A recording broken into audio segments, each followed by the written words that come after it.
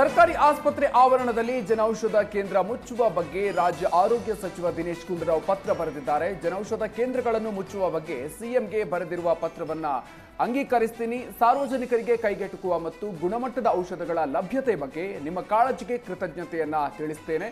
ಆದರೆ ರಾಜ್ಯ ಸರ್ಕಾರ ಅಗತ್ಯ ಔಷಧಿಗಳನ್ನು ಉಚಿತವಾಗಿ ಪೂರೈಸ್ತಾ ಇದೆ. ಸರ್ಕಾರಿ ವೈದ್ಯರು ಸರ್ಕಾರಿ ಆಸ್ಪತ್ರೆಗಳಲ್ಲಿ ಲಭ್ಯವಿರುವ ಔಷಧಿ ಮಾತ್ರ ಬರೆಯಲು ಸೂಚಿಸಲಾಗಿದೆ. ಅಗತ್ಯವಿರುವ ಔಷಧಿ ಲಭ್ಯ ಇದ್ದು ಖರೀದಿಗೂ ವ್ಯವಸ್ಥೆ ಮಾಡಲಾಗಿದೆ. ಹೀಗಾಗಿ ಸರ್ಕಾರಿ ಆಸ್ಪತ್ರೆಗಳ ಆವರಣದಲ್ಲಿರುವ ಜನೌಷಧಿ ಕೇಂದ್ರ ಸ್ಥಗಿತಕ್ಕೆ ತೀರ್ಮಾನಿಸಲಾಗಿದೆ. ರೋಗಿಗಳು ಉಚಿತ ಔಷಧಿಯಿಂದ ವಂಚಿತರಾಗದಿರಲು ಈ ತೀರ್ಮಾನ ಕೈಗೊಳ್ಳಲಾಗಿದೆ ಅಂತ ಕೇಂದ್ರ ಆರೋಗ್ಯ ಸಚಿವ ದಿನೇಶ್ ಗುಂಡೂರಾವ್ ಪತ್ರವನ್ನ ಬರೆದಿದ್ದಾರೆ. ಇನ್ನು ಕೇಂದ್ರ ಸಚಿವ ನಡ್ಡಾಗೆ ಪತ್ರ ಬರೆದ ಸಚಿವ ದಿನೇಶ್ ಗುಂಡೂರಾವ್ ಜನೌಷಧ ಕೇಂದ್ರಗಳನ್ನು ಮುಚ್ಚುವ ಬಗ್ಗೆ ಸಿಎಂಗೆ ಬರೆದಿರುವ ಪತ್ರವನ್ನು ಅಂಗೀಕರಿಸ್ತೀನಿ. ಸಾರ್ವಜನಿಕರಿಗೆ ಕೈಗೆಟುಕುವ ಮತ್ತು ಗುಣಮಟ್ಟದ ಔಷಧಿಗಳ ಲಭ್ಯತೆಯ ಬಗ್ಗೆ ನಿಮ್ಮ ಕಾಳಜಿಗೆ ಕೃತಜ್ಞತೆ. ರಾಜ್ಯ ಸರ್ಕಾರ ಅಗತ್ಯ ಔಷಧಿಗಳನ್ನು ಉಚಿತವಾಗಿ ಪೂರೈಸ್ತಾ ಇದೆ. ಸರ್ಕಾರಿ ವೈದ್ಯರು ಸರ್ಕಾರಿ ಆಸ್ಪತ್ರೆಗಳಲ್ಲಿ ಲಭ್ಯವಿರುವ ಔಷಧಿಗಳನ್ನು ಮಾತ್ರ ಬರೆಯೋದಕ್ಕೆ ಸೂಚಿಸಲಾಗಿದೆ. ಅಗತ್ಯವಿರುವ ಔಷಧಿ ಲಭ್ಯ ಇದ್ದು ಖರೀದಿಗೂ ವ್ಯವಸ್ಥೆ ಮಾಡಲಾಗಿದೆ.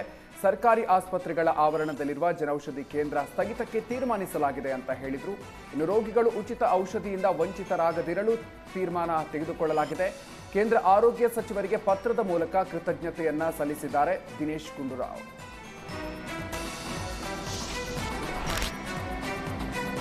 ರಿಯಲ್ ಎಸ್ಟೇಟ್ ಉದ್ಯಮಿ ಹಾಗೂ ಬಿಜೆಪಿ ಮುಖಂಡ ವೀರಸ್ವಾಮಿ ರೆಡ್ಡಿ ಮತ್ತು ಪ್ರಶಾಂತ್ ರೆಡ್ಡಿ ಕೊಲೆ ಪ್ರಕರಣದ ಆರೋಪಿಗಳನ್ನು ಪೊಲೀಸರು ಬಂಧಿಸಿದ್ದಾರೆ. ಆಂಧ್ರದ ನರ್ಸಂಪೇಟೆ ಪೊಲೀಸರು ಕೊಲೆ ಪ್ರಕರಣದಲ್ಲಿ 6 ಜನರನ್ನು ಬಂಧಿಸಿದ್ದಾರೆ. ಮಾಧವ ರೆಡ್ಡಿ, ಅನಿಲ್ ರೆಡ್ಡಿ, ನಾಗಿರೆಡ್ಡಿ, ಚಿನ್ನಾರೆಡ್ಡಿ ಅಲಿಯಾಸ್ ಇಂದ್ರಸೇನಾ ರೆಡ್ಡಿ, ಗೋಪಿರೆಡ್ಡಿ ಮತ್ತು ರಘುರಾಮ್ ರೆಡ್ಡಿಯನ್ನು ಪೊಲೀಸರು ಬಂಧನ ಮಾಡಿದ್ದಾರೆ.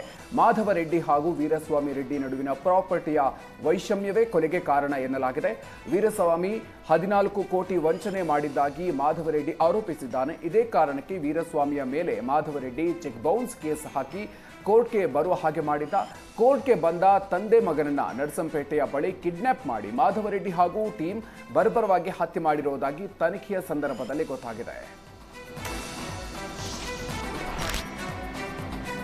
ನಿನ್ನೆ ಹೆಬ್ಬಾಳ ಮೇಲ್ಸೇತುವೆ ಪರಿಶೀಲನೆಯ ಸಂದರ್ಭದಲ್ಲಿ ಡಿಸಿಎಂ ಡಿಕೆ ಶಿವಕುಮಾರ್ ಓಡಿಸಿದ್ದ ಬೈಕ್ ಮೇಲೆ ಬರೋಬ್ಬರಿ 34 ಕೇಸ್ ಇರೋದು ಪತ್ತೆಯಾಗಿದೆ.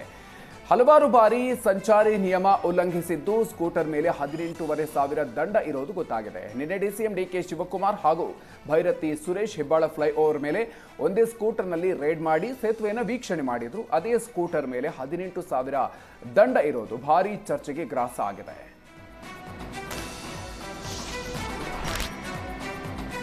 ಧಾರವಾಡ ಜಿಲ್ಲೆಯ ವಿವಿಧ ಗ್ರಾಮ ಪಂಚಾಯಿತಿಗಳಲ್ಲಿ ಎಸ್ಸಿಪಿ ಹಾಗೂ ಟಿಎಸ್ಪಿ ಹಣವನ್ನು ದುರ್ಬಳಕೆ ಮಾಡಿಕೊಳ್ಳಲಾಗಿದೆ ಅಂತ ದಲಿತ ಸಂಘರ್ಷ ಸಮಿತಿ ಸದಸ್ಯರು ಆರೋಪಿಸಿದ್ದಾರೆ. ಈ ಸಂಬಂಧ ಧಾರವಾಡ ಡಿಸಿ ಕಚೇರಿ ಎದುರು ಪ್ರತಿಭಟನೆ ನಡೆಸಿ ಆಕ್ರೋಶವನ್ನ ಹೊರಹಾಕಿದ್ರು. ದಲಿತರ ಉದ್ಧಾರಕ್ಕಾಗಿ ಇರುವ ಹಣವನ್ನ ಸರ್ಕಾರ ಬೇರೆ ಬೇರೆ ಕೆಲಸಕ್ಕೆ ಬಳಕೆ ಮಾಡಿಕೊಂಡಿದೆ. ಈ ರೀತಿ ಧಾರವಾಡದ ವಿವಿಧ ಗ್ರಾಮ ಪಂಚಾಯಿತಿಗಳಲ್ಲಿ ಹಣ ದುರ್ಬಳಕೆ ಆಗಿದೆ.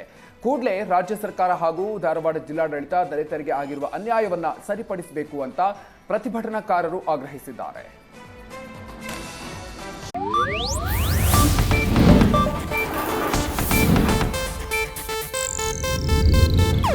ಇದು ಏಷ್ಯಾನೆಟ್ ನ್ಯೂಸ್ ನೆಟ್ವರ್ಕ್ ಪ್ರಸ್ತುತಿ.